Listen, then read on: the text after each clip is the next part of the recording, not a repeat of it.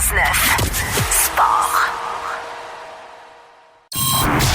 Le bleu, le blanc et le noir, ainsi que toutes les autres couleurs. Toutes les nouvelles du soccer passent par lui. Du Cannes Foot Club, voici Nilton Georges. Faisait 4 mois qu'on attendait une victoire d'une équipe à Montréal. C'est réglé, victoire de l'Impact qui l'emporte 1-0 hier sur le DC United. Salut Nilton, comment vas-tu? Ça va super bien, Anthony. Finalement, je pense qu'on a une chance de rester à Disney World.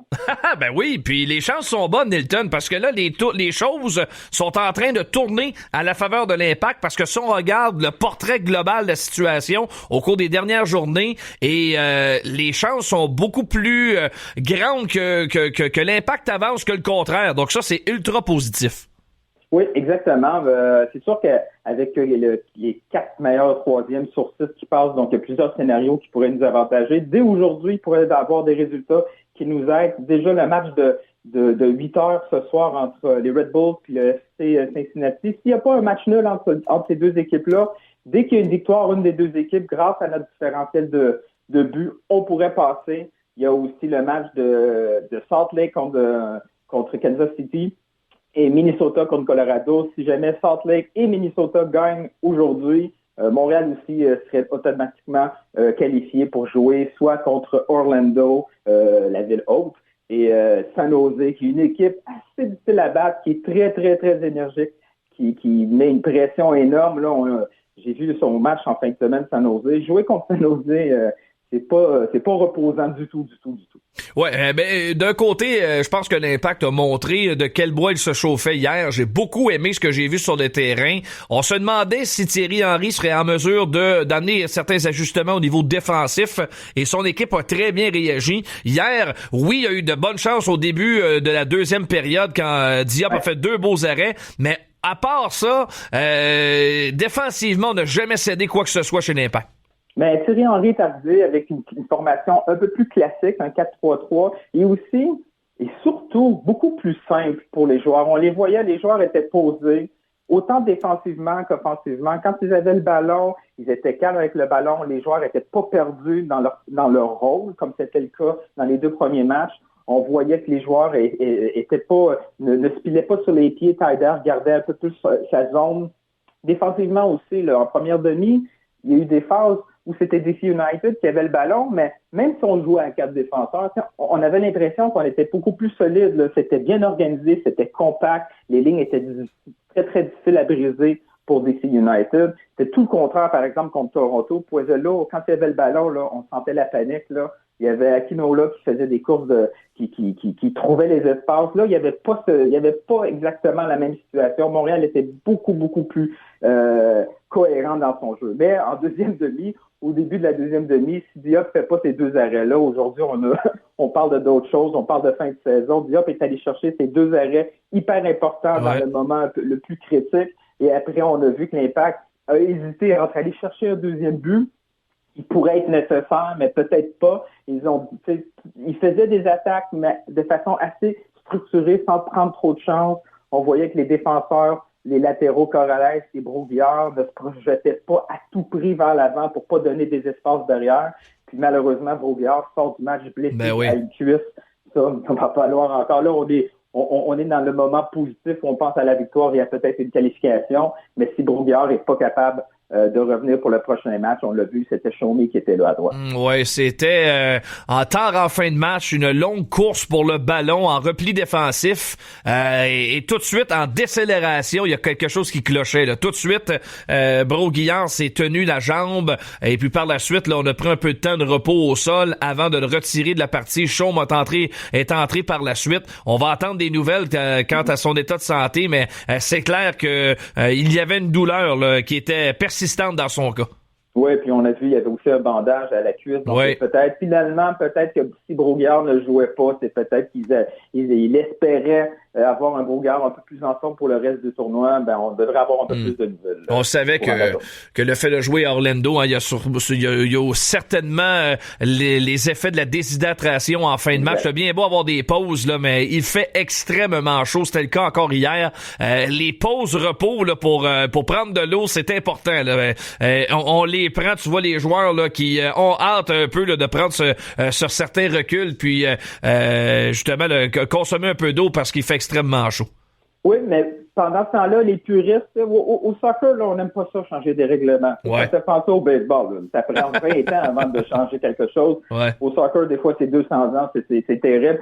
Ces pauses-là sont tellement critiquées par les puristes parce qu'ils n'aiment pas le fait que le jeu soit encore arrêté. Il y en a même qui n'aiment pas voir les entraîneurs donner des consignes aux joueurs, trouvent qu'on est en train de dénaturaliser le jeu et le sport. Moi, je trouve ça plutôt intéressant de voir cette pause-là pour essayer de repartir une certaine stratégie. Il y a du pour et du contre, mais ces pauses-là sont là essentiellement pour l'aspect physique dans des conditions difficiles parce que habituellement, surtout en Europe, on joue pas l'été à cause des conditions climatiques et habituellement en MLS, on essaye aussi d'avoir moins de matchs en Californie ou en Floride en plein milieu de l'été comme ça.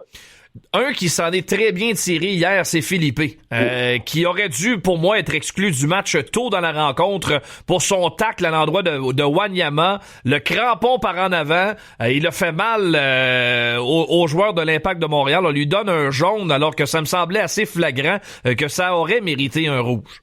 C'est incompréhensible parce que la règle est assez claire. C'est pas l'intention du geste qui compte parce qu'on l'a vu, Philippe, dès qu'il a fait le geste, il l'a regretté, il s'est excusé, mais c'est le côté dangereux de geste. Même quand c'est pas intentionnel, quand tu essaies de faire un geste vers le ballon, puis finalement, ce que tu fais, c'est un geste qui peut blesser un joueur, c'est un rouge automatique. Ce que je ne comprends pas, c'est qu'il n'y a pas eu d'intervention de la VAR à ce moment-là pour que l'arbitre puisse aller voir le geste. Peut-être qu'il était mal positionné quand il a vu le geste, tout ça. Oui, il s'en tire super bien avec un jaune.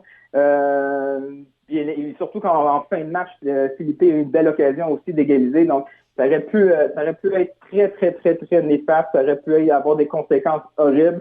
Autant le geste aurait pu blesser un de nos meilleurs joueurs. Ça aurait fait très mal à l'Impact de Montréal de perdre Wanyama. Mais le match aurait été tout autre si on avait pu tout de suite à ce moment-là être en avantage d'un autre. Dans le cas de Wanyama, il n'a pas semblé trop incommodé là, par cette séquence qui est survenue quand même tôt dans la rencontre. Il est revenu puis encore disputé un fort match. On l'a gardé là, pendant plus de 90 minutes dans la mêlée. Il a joué le match au complet.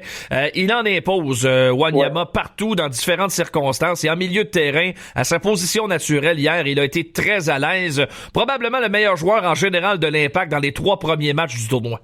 Mais Wanyama, c'est un homme qui il est en gestion d'énergie. On le voit, il est pas en pleine course là. C'est pas un box to box. Là. C'est pas un genre de Devin Miley qui faisait des courses là, folles à l'attaque, qui revenait en défensive. C'est même pas un tailleur. On le voit, là, il est là, il est posé, il fait les courses nécessaires. Des fois, il les fait pas quand ils sont nécessaires. Mais Wanyama, ce que j'aime là, c'est pas juste que c'est un joueur d'une prestance physique, d'un bon gabarit. Moi, ce que j'aime, c'est l'utilisation de ses bras.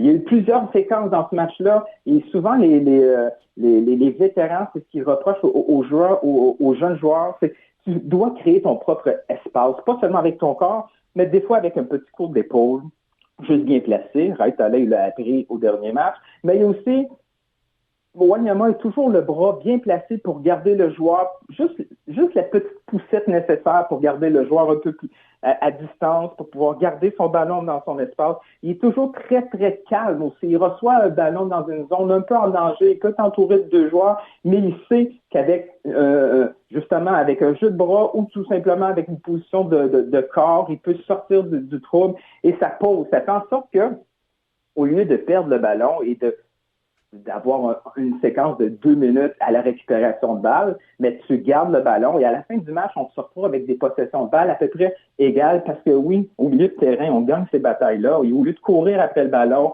on a le pied sur le ballon et tout le monde est en train de reprendre son souffle, de se calmer et on le voit là, qu'en première demi, c'était surtout ça, un jeu posé, très calme, très simple avec des joueurs bien situés autour de lui. Ça fait toute la différence. Boyan a été utilisé pendant tout le match, Nilton, contrairement à ce que plusieurs auraient pu penser. Finalement, Thierry Henry a misé sur lui et il a joué quand même un fort match, Boyan. J'ai pas détesté son implication. Non, Boyan aurait pu même avoir de meilleures occasions si ses coéquipiers comprenaient un peu plus ses courses. J'ai vu beaucoup de courses de Boyan qui étaient des belles courses à faire. Si le ballon arrivait au bon moment, Boyan pourrait être en position de marquer, mais trop souvent, les ballons ne venaient même pas du tout. Les joueurs l'ignoraient. Il y a eu une contre-attaque dans le dos. Je pense que c'était au Kyoto, je crois. Kyoto a le ballon. Boyan fait une course dans son dos. S'il l'avait vu, Boyan partait tout seul avec le ballon. Il y a beaucoup de courses comme ça. Mais Boyan était aussi dans un rôle un peu plus naturel. On le voyait au milieu du terrain. Oui, il était positionné dans l'axe, mais il n'était pas vraiment un attaquant. Il était plutôt un meneur de jeu qui alimentait un Kyoto à sa gauche et un Routier à sa droite, qui partait des ailes, mais qui rentrait dans la boîte. Donc, Boyan pouvait se situer comme ça, entre les lignes défensives et du milieu de terrain. Il se positionnait là dans l'espace de ces deux lignes-là, et ça provoquait un peu de panique en équipe adverse, parce que quand tu es au milieu quand tu es situé entre le milieu et le défenseur, soit il avance pour le couvrir, et là, ça crée de l'espace pour Kyoto aller derrière, ou c'est un milieu qui vient couvrir à ce moment-là, un tight-end peut avancer avec le ballon et créer de danger. Donc, Boyan a cette force-là.